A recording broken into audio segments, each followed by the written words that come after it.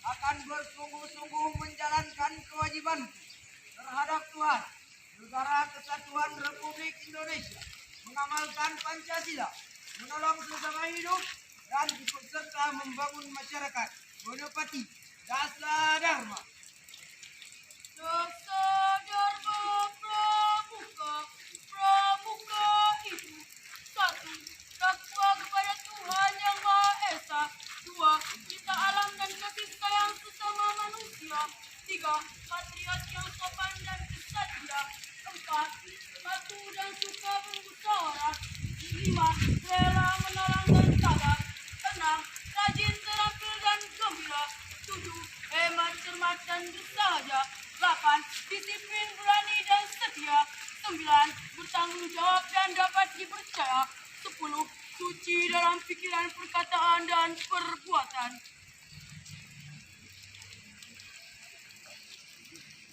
Pembacaan Trisatya dan Dasar Dharma Pramuka telah dilaksanakan. Laporan selesai.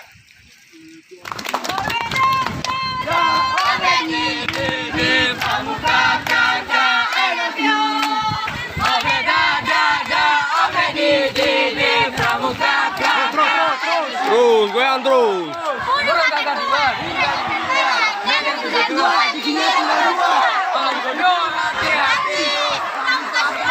Iya, semangatnya.